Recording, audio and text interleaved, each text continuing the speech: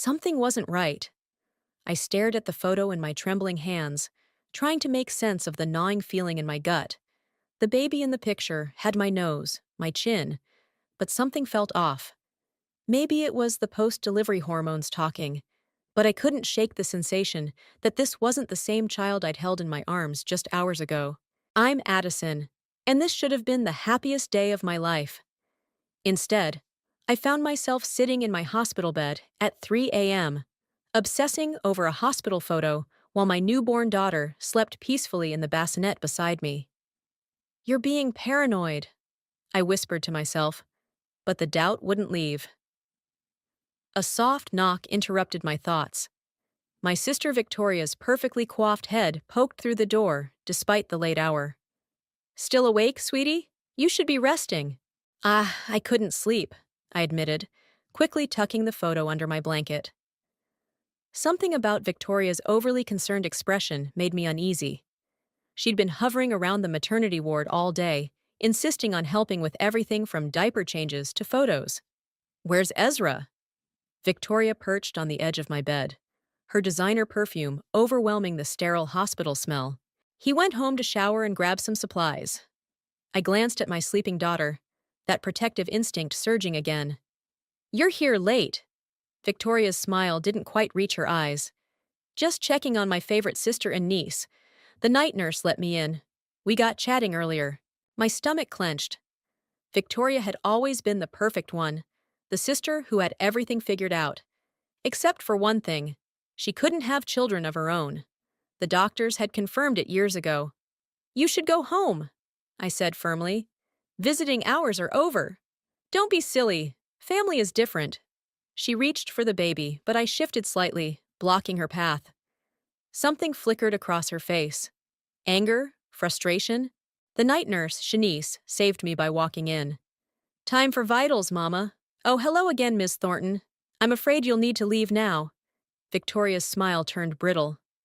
"Of course. Sweet dreams, sis." She kissed my cheek, lingering a moment too long. After she left, Shanice checked my vitals, then paused. "Your sister's been around a lot today." "Too much," I admitted. Shanice hesitated, then spoke quietly. "Earlier, I saw her near the nursery station when I was updating records. She said she was lost, looking for the cafeteria, which is in the opposite direction." My phone buzzed. A text from my best friend Paris. "How's my goddaughter? Need anything?" I typed back quickly. "Can you come first thing tomorrow? Something feels wrong." "What do you mean?" Paris replied instantly. "Just come, please." I picked up the photo again, studying it in the dim light. The baby's eyes were brown in the picture, but when I looked at my daughter sleeping beside me, her eyes were unmistakably blue, like mine and Ezra's. "Shanice!" I called softly. "The photos taken in the nursery, who handles them?" "The photography service uploads them directly to our system. Why?" "Could there be mix-ups? With the photos, I mean?" Shanice frowned. "It's all digital now, tied to the baby's ID bracelet. Pretty foolproof." She glanced at the photo in my hand. "Something wrong?" I shook my head, not ready to voice my fears. "Just new mom jitters, I guess." But as Shanice left, I carefully compared my sleeping daughter's features to the photo again. The differences were subtle: the shape of the ears, the curve of the mouth, small things nobody else might notice. But I noticed. I reached for my phone again, this time pulling up Victoria's social media. There it was, a post from just an hour ago. "Best aunt ever. Welcome to the world, precious angel." But the photo she'd posted, it wasn't the same as mine. The baby looked different, more like the child I was looking at now. My hands shook as I took a picture of my sleeping daughter and compared it to Victoria's post. Two different babies, two different photos. The room suddenly felt too small, too quiet. I remembered Victoria's strange behavior all day, her hovering around the nursery, her convenient friendship with the night staff, the way she'd insisted on handling the photography paperwork to help out. I touched my daughter's tiny hand, and her fingers curled around mine instinctively. In that moment, I knew with absolute certainty that something was very wrong, and my sister was behind it. I don't know what you're up to, Victoria, I whispered, but I'm going to find out. Paris arrived early the next morning, coffee in hand, just as Ezra was helping me pack our bags to head home. She took one look at my face and knew something was wrong. Spill it, she said, settling into the visitor's chair. You barely slept, did you? I handed her both photos. Look at these. Really look. She studied them, brow furrowing. They're different babies. Thank God you see it too. I turned to Ezra, who was organizing discharge papers. Tell her what you told me this morning. Ezra sighed, running a hand through his disheveled hair. Addie, we've been over this. Babies change appearance in their first few days. You're exhausted and— Don't patronize me, I snapped. I know my own child. Paris stood up, placing herself between us. Okay, let's think this through. What exactly happened yesterday? I recounted Victoria's strange behavior, the nursery incident, and the social media posts. With each detail, Paris's expression grew more concerned, while Ezra's became more skeptical. Your sister's been through a lot, Ezra said gently. Maybe she's just overexcited about being an aunt. Or maybe she's finally lost it, Paris muttered. A knock at the door interrupted us. Victoria swept in, carrying a massive flower arrangement. Ready to go home, Mommy? Actually, I said, keeping my voice steady. We were just discussing the baby photos. Victoria set down the flowers, her smile never wavering. What about them? I held up my phone. Your post shows a different baby than the official hospital photo. Don't be ridiculous. She laughed, but it sounded forced. I just used better filters. Filters don't change bone structure, Paris interjected. Victoria's eyes flashed. I don't appreciate what you're implying. I'm not implying anything, I said. I'm stating facts. You've been acting strange since I went into labor. Hanging around the nursery, befriending staff, insisting on handling paperwork. Because I love you, Victoria's voice rose. Because I wanted to help. God, is this how you thank me? With accusations? Ezra stepped forward. Everyone needs to calm down. I am calm, I said. I'm also not stupid. Shanice saw you near the record station yesterday. Victoria's face hardened. That nosy nurse should mind her own business. You know what? I don't need this. I've done nothing but support you, while you've always been jealous of me. Jealous? I laughed incredulously. Of what? Your failed marriages? Your inability to— Don't! Victoria's shriek cut through the room, making the baby stir. Don't you dare! Paris moved protectively closer to the bassinet. I think you should leave, Victoria. Victoria grabbed her purse, hands shaking. Fine. But remember, Addison, you're not the only one with access to lawyers. Be very careful what you accuse me of. After she stormed out, Ezra turned to me. That was unnecessary. Unnecessary? Paris scoffed. Did you see how defensive she got? I was already reaching for my phone, scrolling through contacts. I need to talk to someone in hospital administration, now. Addie, Ezra pleaded, you're going to create a huge problem over nothing. Nothing? I showed him the hospital bracelet photo I'd taken last night. Look at the number sequence, then look at this morning's. I pulled up another photo. They're different. Paris and Ezra leaned in. The difference was subtle, just one digit off, but it was there. Jesus, Ezra whispered. Still think I'm being paranoid? Before anyone could respond, Shanice hurried in. Mrs. Rogers, there's something you need to know. I was reviewing last night's logs, and there's a discrepancy in the nursery records. Someone accessed them using my login during my break. My heart stopped. When? Right around the time I saw your sister near the station. Shanice twisted her hands nervously. I've already reported it to security. Ezra sank into a chair, finally looking shaken. This can't be happening.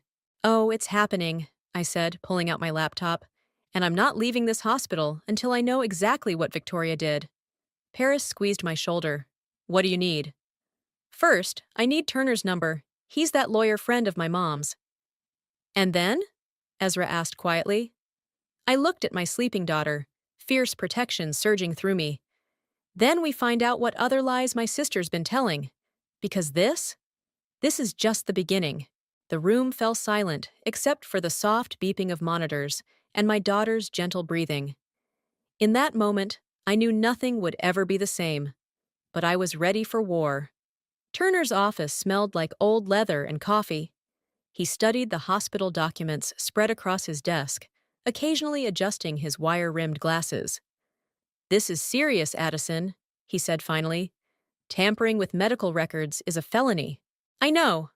I shifted in my chair, grateful Paris had offered to watch the baby so I could meet with Turner privately. "But I need proof before I make any accusations." "What about the DNA test results?" Turner lifted a paper from the stack. "They're interesting." 3 days after leaving the hospital, I'd secretly ordered maternal DNA tests for both me and my daughter. The results had arrived that morning. Interesting is one word for it. I leaned forward.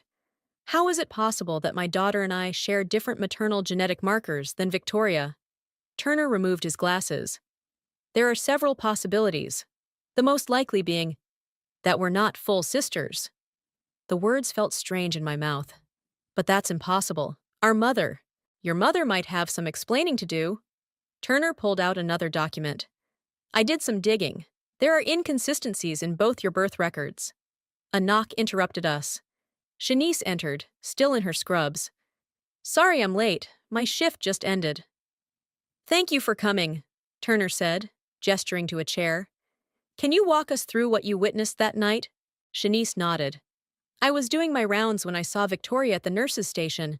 She claimed she was lost, but I'd seen her there before. Later, I checked the computer logs and found someone had accessed the records using my credentials." "Could you see what they changed?" "No, but—" Shanice hesitated. "I did notice something odd. When I was helping with the newborn photos, Victoria kept insisting there was a mix-up with the ID bracelets. She was very persistent about rechecking them." My hands clenched. "She was creating confusion on purpose." "There's more," Shanice added. "The next morning, I overheard her arguing with someone on the phone. She said something about fixing a mistake and making things right." Turner scribbled notes. "Did you report this?" "Yes, but—" Shanice looked uncomfortable. "Yesterday, hospital administration told me to drop it. Apparently, Victoria's husband is on the hospital board." "Of course he is," I muttered. Victoria's third husband was some hotshot executive. She'd made sure everyone knew it. My phone buzzed. A text from Ezra. "Your sister just showed up at the house. Says she wants to talk." "Don't let her in," I typed back. "I'm on my way." Turner gathered the papers. "We need more concrete evidence before we can proceed legally. But Addison—" He paused. "Be careful. People who manipulate records usually have bigger secrets to hide." I rushed home to find Victoria sitting on my porch steps, makeup perfect as always. Ezra stood in the doorway, looking uncomfortable. "We need to talk," Victoria said, standing. "About what? How you tampered with hospital records?" She flinched. "You don't understand. I was trying to protect you." "Protect me?" I laughed harshly. "From what?" "From the truth." Victoria's voice cracked. "About our mother. About everything." "What truth?" "I found letters," she said quietly. "Years ago in Mom's study. Letters that proved—" She took a shaky breath. "We don't share the same father or mother." The world tilted. "You're lying." "Am I?" She pulled out an envelope. "The DNA test results you secretly ordered? I had them done years ago, too." "That's how I knew." Ezra stepped forward. "Wait, what?" "Our mother isn't my biological mother," Victoria continued. "She adopted me after marrying my father, but she never told anyone. She let everyone believe we were full sisters." "So you decided to mess with my baby's records?" I demanded. "How does that make any sense?" "Because I was angry." Victoria's composure cracked. "You got everything I couldn't have. A baby, a happy marriage, our mother's real love. I thought if I could just create enough doubt about the hospital records, you'd feel what I felt. That uncertainty, that fear." "You're insane." I moved toward the door. "Get off my property before I call the police." Fine. Victoria straightened her designer jacket. But this isn't over. Ask our mother about July 15th, 28 years ago. Ask her what really happened that night. She walked to her car, heels clicking on the pavement. Just before getting in, she turned. Oh, and Addison? Those DNA results? They're just the beginning. There's so much more you don't know. As her car disappeared down the street, Ezra touched my arm. What do we do now? I pulled out my phone, dialing a familiar number. Now we talk to my mother, and this time, she better tell the truth. July 15th? My mother Paisley's hand trembled as she set down her teacup. Who told you about that date? I sat across from her in her pristine living room, where I'd spent countless Sunday dinners, pretending we were the perfect family. Victoria did, right after admitting she tampered with my baby's hospital records. She did what? Paisley's face paled. That's impossible. Victoria would never… Stop! I slapped the DNA results on the coffee table. No more lies. Tell me what happened on July 15th. Paisley stared at the papers, her carefully maintained facade cracking. I never meant for either of you to find out. Find out what? That night. She closed her eyes. That was when I brought Victoria home from the hospital, not as a newborn, but as a 3-year-old. The room seemed to tilt. What? Her mother, her biological mother, was my best friend. She died in a car accident, and Victoria's father couldn't cope. He and we grew close during the grief. We married 6 months later. And you pretended she was yours? Just like that? It was different times, Paisley defended. Victoria needed stability. We gave her a new start, a clean slate. By lying? I stood up, pacing. What about my father? Does he know? Paisley's silence was deafening. Mom? Your father. She twisted her wedding ring. The man you think is your father, he isn't. The floor seemed to drop out from under me. What? It was a brief relationship. He was married. When I found out I was pregnant, I never told him. Your father, the man who raised you, he knew. He chose to love you as his own. My phone buzzed. A text from Turner. Found something in the records. Come to my office ASAP.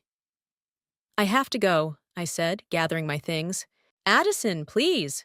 Paisley grabbed my arm. You have to understand. Understand what? That my whole life is a lie? That Victoria knew before me? I yanked away. Did you know what she was planning at the hospital? No. But Victoria, she's always been fragile. When she found out she couldn't have children, that doesn't excuse what she did. Of course not. Paisley's voice cracked. But she's still your sister. No, I said coldly. Apparently she's not. Turner's office was cramped with Paris, and Ezra already there when I arrived. Files covered every surface. Look at this, Turner said, pushing forward a document. Victoria's original birth certificate. Her biological mother's name is listed as Margaret Winters. My mother's best friend, I confirmed. Here's where it gets interesting. Turner pulled up another file on his computer. Margaret Winters didn't die in a car accident. She disappeared. The police suspected foul play, but could never prove anything. Paris leaned forward. What are you saying? I'm saying someone went to great lengths to create a new identity for Victoria. And your mother was involved. My phone lit up with a text from Victoria. Found Mom's old diary. You're not going to believe what's in it. Meet me at the park in an hour if you want the truth. It's a trap, Paris warned when I showed them. Probably, I agreed. But I need to know. I'm coming with you, Ezra said firmly. The park was empty, except for Victoria, sitting on a bench with a worn leather book in her lap. I knew you'd come, she said without looking up. Curiosity always was your weakness, just like manipulation was yours. I stayed standing. What's in the diary? The real story. She finally met my eyes. About how our mother stole me from my real mom. About how she convinced everyone Margaret had died. About how she built her perfect little family on lies. You're lying. Am I? She opened the diary. July 15th. Margaret won't let go. She's threatening to tell everyone. I can't lose my family now. Not after everything I've done to create it. My hands shook. That doesn't prove anything. No? Victoria pulled out more papers. These police reports might. Turns out Margaret didn't just disappear. She was last seen arguing with our mother. The same mother who suddenly had a new daughter days later. Why are you doing this? Because you deserve to know what kind of woman raised us. Victoria stood. And because now you know how it feels to have everything you believed in torn apart. She held out the diary. The truth hurts, doesn't it, sister? Or should I even call you that anymore? I took the diary, my world splintering into pieces. This isn't over. No. Victoria smiled coldly. It's just beginning. The handwriting changes halfway through, Paris said, examining the diary under her desk lamp. Look at these entries from before July 15th compared to after. I leaned closer. She was right. The earlier entries were looser, more flowing. The later ones, including the damning entry about Margaret, were tighter, more controlled. Victoria could have forged it, Ezra suggested from across the room, where he was rocking our daughter. Maybe. I rubbed my temples. But what about the police reports? Turner spread the yellowed documents across the table. I've been making calls. The detective who handled Margaret's disappearance is still alive. Retired now, but he remembers the case. What did he say? That your mother was the prime suspect, but they could never prove anything. Margaret's car was found at a bus station. Security cameras showed her getting on a bus to Miami, but the trail went cold there. My phone buzzed. Another text from Victoria. Found Margaret's sister. Want to meet her? Don't respond, Paris warned. She's playing games. No, I stood up. She's trying to destroy our mother, and I need to know why. I called the number Victoria had sent. A woman answered on the second ring. Hello, Addison, she said. I'm Rachel, Margaret's sister. Victoria said you might call. Is it true? My voice cracked. About my mother? Meet me at the Golden Cup Cafe in an hour. Bring the diary. The cafe was quiet. Just a few afternoon stragglers nursing cold coffee. Rachel looked startlingly like the photos I'd seen of Margaret. Same dark hair, same sharp features. Victoria showed me the DNA results, she said after I sat down. You're not Paisley's biological daughter either, are you? Apparently not. I placed the diary on the table. Did you know about this? Rachel picked up the diary, flipping through it. Some of these entries, they're in Margaret's handwriting. What? The early ones. This was her diary. Look at the first page. There, faded but clear. Property of Margaret Winters. I don't understand, I said. Why would my mother have Margaret's diary? Because she took it, along with everything else. Rachel's voice hardened, including Victoria. But why? Paisley couldn't have children. She'd tried for years. Margaret was her best friend, recently divorced, struggling as a single mother. Paisley offered to help, to babysit Victoria. Then one day, they both disappeared. And Margaret? Followed them, confronted Paisley, then vanished. Rachel pulled out an envelope. But she didn't die. She sent me letters, for years, trying to find Victoria. The last one came 3 months ago. My hands shook as I opened the most recent letter. The handwriting matched the early diary entries perfectly.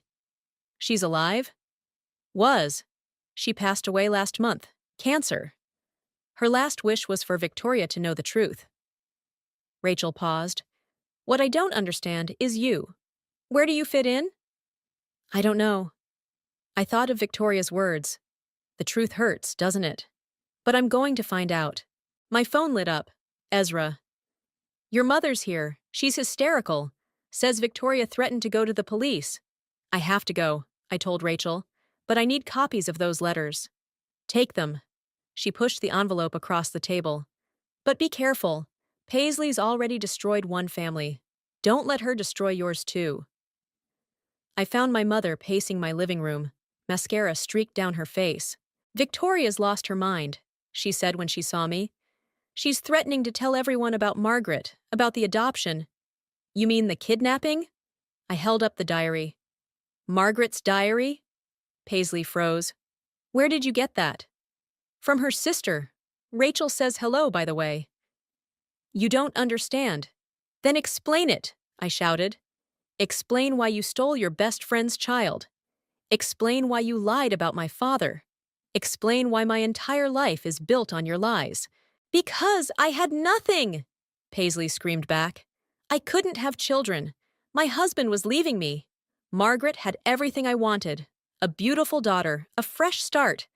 So I took it. And me? Where did I come from? Paisley sank onto the couch.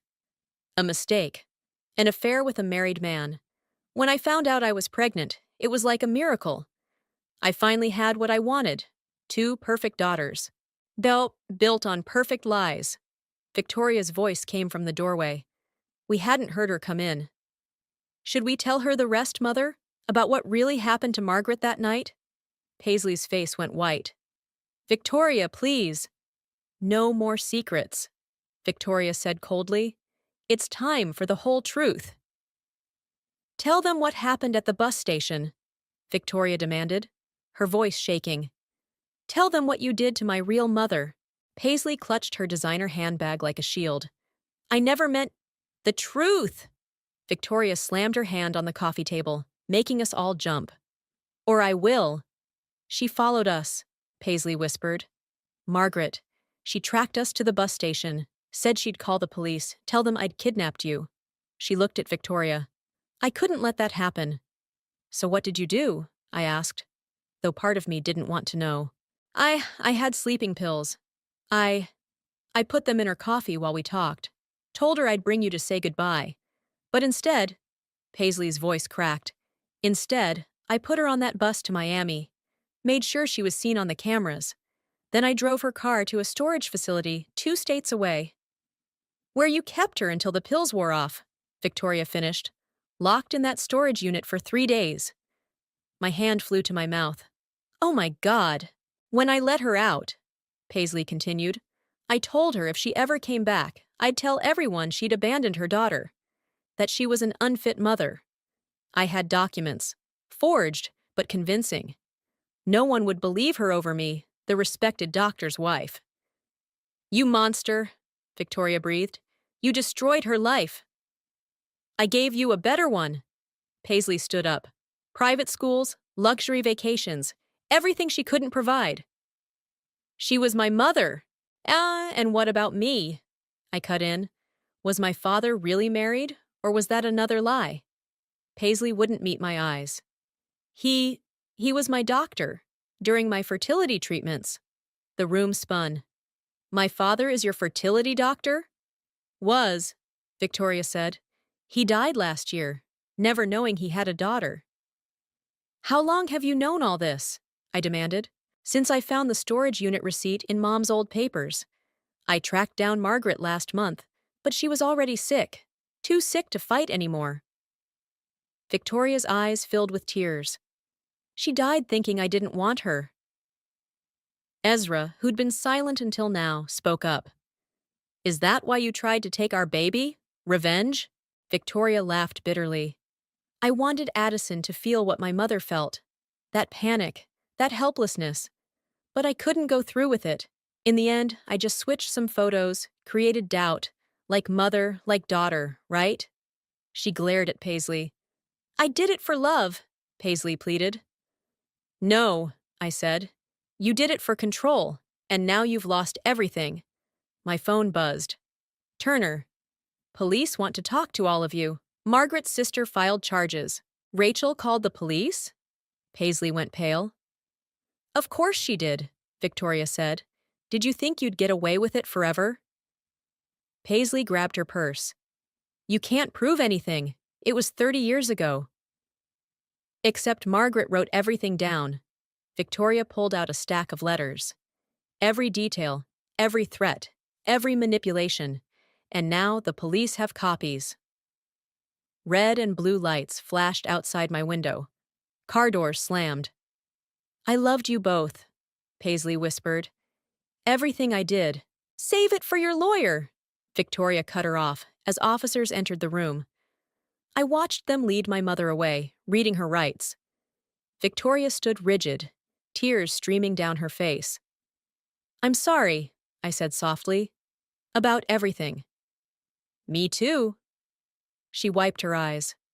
I never should have involved your baby. I was so angry, for so long. What happens now? Now? Victoria looked at the letters in her hand. Now we find out who we really are. Without her lies between us. Ezra brought our daughter over, and I held her close, breathing in her sweet baby smell. She's beautiful, Victoria said. I really am sorry about the hospital. I'll tell them everything, make it right. I know. I touched her arm. We're not sisters by blood, but we're connected by something else now. What's that? The truth, finally. Outside, the police car pulled away, taking with it the woman who'd orchestrated our entire lives. But as I stood there with my daughter, my husband, and the woman who'd grown up thinking she was my sister, I realized something. Sometimes family isn't about blood or lies or perfectly crafted stories. Sometimes it's about facing the truth together, no matter how ugly it is. Stay for dinner? I asked Victoria. She nodded, managing a small smile. I'd like that. The courthouse hallway buzzed with whispered conversations. 3 months had passed since Paisley's arrest, and today was her preliminary hearing. Victoria sat beside me on the hard wooden bench, both of us watching people file into the courtroom. She's going to plead guilty, Turner said, approaching us with his briefcase. The prosecutor offered a deal. How much time? Victoria asked. 5 years, with possibility of parole after 3. Given her age and the time passed since the original crime, it's fair. Rachel appeared, clutching a worn photo album. I brought these, pictures of Margaret with Victoria. I thought, maybe you'd want to see them. Victoria's hands trembled as she opened the album. I remember this, she said, pointing to a photo of a young woman pushing a toddler on a swing. The park near our old house. I used to think it was just dreams, but your mother took you there every Sunday, Rachel said softly. She packed peanut butter sandwiches and read you stories under the big oak tree. A court officer called us inside. As we filed in, I caught sight of Paisley being led in through a side door. She looked smaller somehow, her designer clothes replaced by plain navy blue, her perfectly styled hair now showing gray roots. All rise, the bailiff announced. The judge entered, and the proceedings began. I barely heard the legal terminology being exchanged until Paisley was asked to speak. I'd like to address my daughters, she said, her voice wavering. The judge nodded permission. Victoria, Paisley turned to face us. I convinced myself I was saving you, that giving you a privileged life justified stealing you from your mother. I was wrong. My selfishness destroyed 3 lives. Yours, Margaret's, and Addison's. She shifted her gaze to me. Addison, I should have told you about your father. Dr. James was a good man. He never knew about you because I was afraid of losing everything I'd built. My whole life became about maintaining the perfect image, no matter the cost. Save your confession for someone who cares, Victoria snapped, standing up. You're only sorry because you got caught. Victoria, the judge warned. No, she needs to hear this. Victoria pulled out Margaret's last letter. My real mother died thinking I hated her, that I chose you over her. Do you know what that did to her? To me? Paisley crumpled in her seat. I'm sorry. Sorry doesn't give me back 30 years. Victoria's voice cracked. Sorry doesn't erase the nightmares, the confusion, the feeling that something was always wrong. I grabbed Victoria's hand, squeezing it tight. And you, she turned to me, softer now. I almost did to your daughter what she did to me. I became exactly like her, so obsessed with revenge that I almost hurt an innocent baby. I'll never forgive myself for that. But you stopped, I reminded her. You chose to be better than her. The judge called for order, and the formal sentencing began. When it was done, Paisley was led away, but not before calling out one last time. The safe in my study, she said. The combination is your birthdays. Everything you need to know is in there. That evening, Victoria and I stood in Paisley's study, staring at the wall safe. Ready? I asked. She nodded. I entered the numbers, and the safe clicked open. Inside were two envelopes. One labeled Victoria contained adoption papers, real ones, never filed, and a letter from Margaret written the day before the kidnapping. The other, marked Addison, held my original birth certificate and a photo of my biological father. He has your eyes, Victoria said, looking at the picture. And your mother had your smile, I replied, watching her read Margaret's letter. Victoria wiped her eyes. She knew Paisley was planning something. That's why she wrote this, trying to explain everything to me. She never abandoned me. No, she didn't. I touched the birth certificate. Just like my father never chose to abandon me, Paisley stole those choices from all of us. So what do we do now? I looked at my phone, at the recent photo of my daughter with Ezra. We make different choices. Better ones. Victoria nodded, carefully folding Margaret's letter. I have something to tell you. I'm moving to Miami. Rachel found Margaret's old house there. It's for sale. Are you sure? I need to know who I am without Paisley's lies, without the anger. She managed a small smile. But I'd like to stay in touch. Be real sisters this time, by choice instead of manipulation. I hugged her, both of us holding on tight. I'd like that too. As we left Paisley's house for the last time, Victoria turned to me. You know what the worst part is? What? She really did love us, in her twisted, destructive way. Yeah, I said, locking the door. But sometimes love isn't enough. Sometimes you have to love people enough to tell them the truth. The Miami sun beat down as I helped Victoria hang the last family photo on her new wall. In it, Margaret beamed at the camera, holding a toddler Victoria in front of that old oak tree. Perfect spot, I said, stepping back. Victoria touched the frame gently. Rachel says Mom used to spend hours in this room, reading to me. She looked around the sunny living room of her mother's old house. It feels right, being here. My phone buzzed. A text from Paris. Ezra says the baby won't sleep without her story. Video call? Mind if I take this? I asked Victoria. Are you kidding? I need my daily niece fix. We settled on the couch as I called home. Ezra's tired face appeared, our daughter fussing in his arms. Someone misses her mom, he said. And her aunt, Victoria added, leaning into frame. Hey, princess! The baby's face lit up at our voices. As Ezra read her favorite story, Victoria's doorbell rang. That'll be Rachel with the rest of Margaret's things, she said, heading to answer it. But it wasn't Rachel at the door. It was an older man, distinguished-looking, with familiar blue eyes. My eyes. Dr. James, I breathed. I got your letter, he said. I hope it's okay that I came. Victoria appeared behind me. I'll give you some privacy. No, I said quickly. Stay, please. We moved to the living room, where Ezra and the baby were still on video call. Is that? Ezra asked. My father. My biological father. I turned the phone so he could see. Meet your granddaughter. Dr. James's eyes welled up. She has our eyes. I'm so sorry about the letter, I said. I know it must have been a shock. Finding out I had a daughter? That Paisley kept you from me? He shook his head. I should have known. She was unstable even then, but I never imagined she'd go so far. Did you love her? Victoria asked quietly. I cared for her. She was my patient, desperate for a child.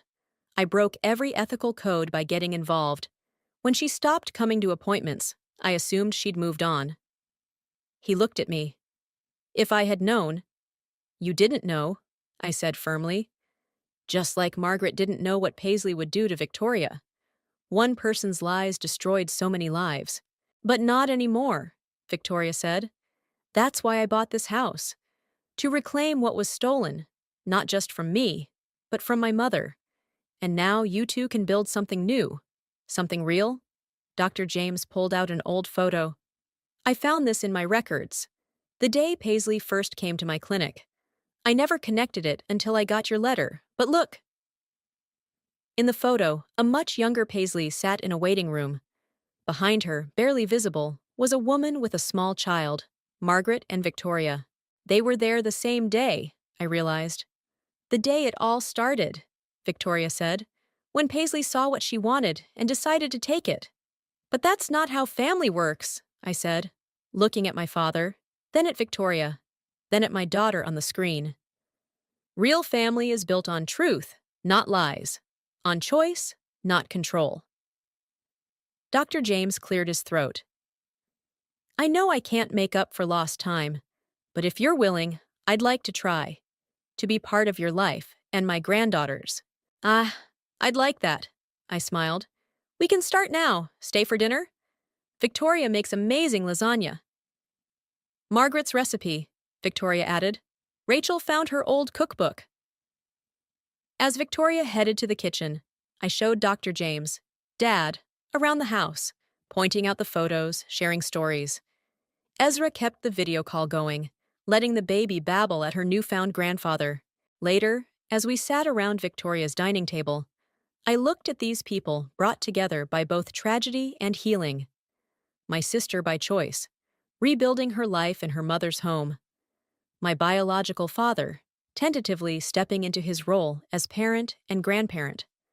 My husband and daughter joining us through a screen, but present in every way that mattered. To new beginnings, Victoria raised her glass. And to the truth, no matter how hard it is. To family, I added, the kind we choose, not the kind we're forced into. To healing, Dad said quietly. As the Miami sunset painted the room golden, I felt the last pieces of Paisley's web of lies dissolving. In their place was something stronger, a family built on honesty, forgiveness, and choice. Victoria caught my eye and smiled. Without words, we both knew. This was what real sisterhood felt like. This was what real family meant. And no amount of lies could ever compete with that truth.